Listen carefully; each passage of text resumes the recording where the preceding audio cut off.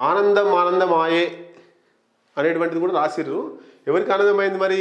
కేటీఆర్ జైలుకు పోతుండంటే తెలంగాణ పేపర్ రాసిర్రు. తెలంగాణ న్యూస్ టుడే పేపర్లో జనవరి 9 ఇక్కడ మీకు కనబడుతుండొచ్చు.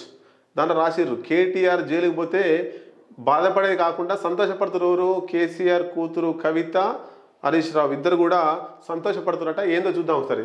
ఫార్ములా ఈ రేస్ కేసులో కేటీఆర్ అరెస్ట్ నేపథ్యంలో పార్టీలో రివర్స్ రియాక్షన్. బాధపడాలి అని ఎట్లా బయటికి తీసుకురావాలనేది చూడాలి, కానీ రివర్స్ జరుగుతుందట. ఏంది? బాధపడాల్సిన కుటుంబ సభ్యులే అనుచరులతో కలిసి పార్టీలు చేసుకుంటున్నారు. కుటుంబ సభ్యులు వీళ్ళిద్దరు అనుచరులతో చేస్తారు. హైకోర్టులో క్వాష్ పిటిషన్ కొట్టివేసిన రోజు రాత్రి హరీష్ రావు తన అనుచరులకు పార్టీ ఇచ్చిండట. క్వాష్ పిటిషన్ హైకోర్టులో వేసిండు, నన్ను అరెస్ట్ చేయొద్దు అని, ఆ కేసు లేదనేది. ఆ క్వాష్ పిటిషన్ను కొట్టేసింది హైకోర్టు.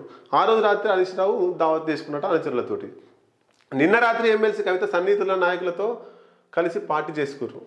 పార్టీ అధ్యక్ష పదవి కోసం హరీష్ రావు, వర్కింగ్ ప్రెసిడెంట్ పదవి కోసం కవిత ప్రయత్నాలు, జైలుకు కేటీఆర్.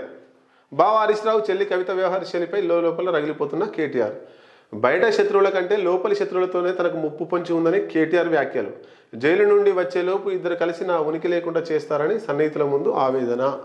అంటే కేటీఆర్ వర్కింగ్ ప్రెసిడెంట్గా ఉన్నటువంటి కేటీఆర్ బీఆర్ఎస్ పార్టీలో నెంబర్ 2.